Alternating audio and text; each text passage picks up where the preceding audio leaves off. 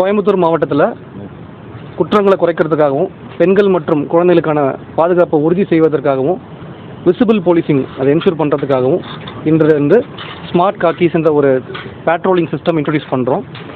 இந்த patrolling system வந்து 24/7 24 மணி நேரமும் தொடர்ந்து ஒரு காவல் நிலையத்திலையும் இயங்கும்.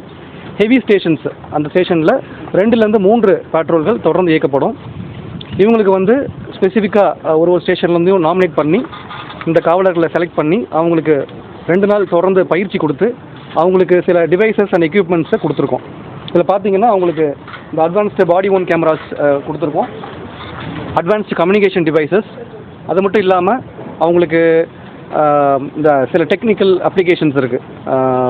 எஃப்ஆர்எஸ், ஒருத்தர் குற்றவாளியை பார்த்த உடனே அந்த ஃபோனில் கேமரா எடுத்து ஃபோட்டோ எடுத்து அவருக்கு குற்றப்பின்னணி இருக்கா இல்லையான்னு கண்டுபிடிக்கிற அந்த அப்ளிகேஷன் ஆகட்டும், வாகன அப்ளிகேஷன், இந்த வண்டியோடைய உண்மைத்தன்மையை வந்து கண்டுபிடிக்கிறதாகட்டும், அந்த மாதிரி அப்ளிகேஷன்ஸ் ஆகட்டும், சாலன் மிஷின்ஸு, குடிபோதையில் யாராவது இருந்தாங்கன்னா அவங்களுக்கு செக் பண்ணுறதுக்கு ப்ரீத் அனலைசர் டிவைசஸ், இந்த மாதிரி பல எக்யூப்மெண்ட்ஸ் அவங்களுக்கு நாங்கள் கொடுத்து ட்ரெயின் கொடுத்துருக்கோம்.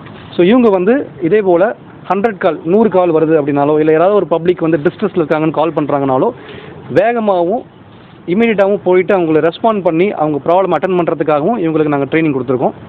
ஸோ இதன் மூலியமாக நமக்கு குற்றங்களை குறையிறதுக்காகவும் அதே போல் பொதுமக்கள் மத்தியில் விசிபிள் போலீசிங் இருக்கிறத என்ஷூர் பண்ணுறதுக்காகவும் இந்த திட்டத்தை கொண்டு வந்திருக்கோம்.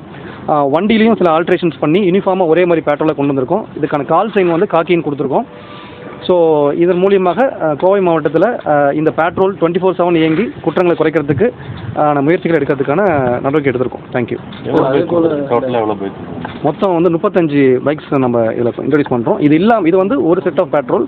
இது இல்லாமல் ஸ்டேஷனில் அடிஷ்னல் பேட்ரோல்ஸ் இருக்கும். இது மட்டுமே கிடையாது. பட் இவங்க வந்து 24/7 எப்போவுமே அவைலபிளாக இருப்பாங்க. குறிப்பாக இந்த காலையில் பள்ளி கல்லூரிகள் இயங்குகிற டைமில் வந்து அங்கே எதுவும் இஷ்யூஸ் வரக்கூடாதுன்றால அந்த டைம் அந்த ஏரியாவில் கவர் பண்ணுவாங்க. அதே போல் பொதுமக்கள் அதிகமாக கூடிய பஸ் ஸ்டாண்டு, மார்க்கெட் ஏரியாஸ் அங்கே மூவிங்கில் இருப்பாங்க. அதே போல் ஏதாவது 100 கால் வருதுனாக்கா அவங்கள போய் அட்டன் பண்ணுறதாகட்டும். இரவு ரோந்து டைமில் குறிப்பாக ஏர்லி மார்னிங் டைம் 2 to 5 இந்த பர்டிகுலர் டைமில் வந்து அவங்க பேட்ரோலில் இருப்பாங்க. ஸோ தொடர்ந்து பேட்ரோலிருந்து பொதுமக்களுடைய பாதுகாப்பு உறுதி செய்கிறதுக்கு இவங்க நடவடிக்கை மேற்கொள்வாங்க. சார், அதே போல் சூலூரில் காவலர் கட்சியில் பற்றி நிறைய வழிபறி பண்ணாங்க. வந்து சில துப்பு கிடச்சிருக்கு எங்களுக்கு. கண்டிப்பாக மிக விரைவில் அவங்களை பிடிப்போம். சார், இந்த 235 கிலோ கஞ்சா பிடிச்சி சொல்லியிருக்காங்க. பின்னணி யாராவது இயக்குறாங்களா? அந்த கேஸ் நான் அன்றைக்கி ப்ரீஃபிங் கொடுத்தேன் உங்களுக்கு. அதை வந்து ஆந்திர பிரதேஷ்லேருந்து கொண்டு வந்து கோவைக்கு கொண்டு வரல, வேறு ஒரு மாநிலத்துக்கு கொண்டு போகிறதுக்கான போகும்போது நமக்கு கிடைச்ச தகவல் அடிப்படையில் அவங்கள வழியில் நம்ம இன்டர்செப்ட் பண்ணி அந்த பொருளை பிடிச்சிருக்கோம். தொடர்ச்சியாக இந்த போதைப் பொருள் நடமாட்டத்துக்கு நம்ம எந்த மாதிரியான முயற்சிகள் எடுத்துருக்கோம்? போதைப் பொருள் பொறுத்த வரைக்கும் நம்ம என்ஃபோர்ஸ்மெண்ட் ஒரு ஆஸ்பெக்டில் பண்ணிகிட்ருக்கோம். நீங்கள் பார்த்தீங்க தொடர்ந்து குறிப்பாக நம்ம இந்த கல்லூரி மாணவர்களிடையே இந்த போதைப் பொருள் பழக்கம் இருக்கக்கூடாதுன்றதுனால அவங்க டேஸ் காலத்தை தங்கிக்கூடிய ஏரியாஸ் அவங்களுக்கு சப்ளை பண்ணுற அந்த புரோக்கர்ஸ் அவங்களுக்கு டார்கெட் பண்ணி நம்ம தொடர்ந்து என்ஃபோர்ஸ்மெண்ட் பண்ணிகிட்டு இருக்கோம். ஸோ இதன் மூலியமாக வெகுவாக கல்லூரி மாணவர்களிடையே இந்த போதைப் பொருள் பழக்கம் குறைஞ்சிட்டு இருக்கு.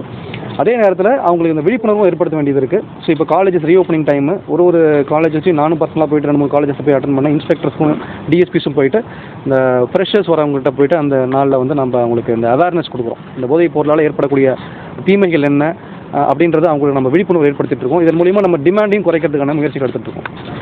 மொத்தம் எப்படி இந்த ஸ்கீமில் இன்வால்வ் பண்ணியிருக்கோம் சார்? அவங்க என்ன ஷிஃப்ட் பேஸில் ஒர்க் பண்ணுவாங்க? அவங்க வந்து ஏ ஷிஃப்ட்டில் மூவ் பண்ணுவாங்க. அவங்களுக்கு ஆல்டர்னேட்டிவாக ஒரு பர்சன் இருப்பாங்க ஸ்டேஷனில். ஸோ 8 மணி நேரம் டியூட்டியில் இருப்பாங்க தொடர்ந்து. மொத்தம் எவ்வளோ பேர் இருக்கும்? மொத்தம் 70 பேர் இருப்பாங்க.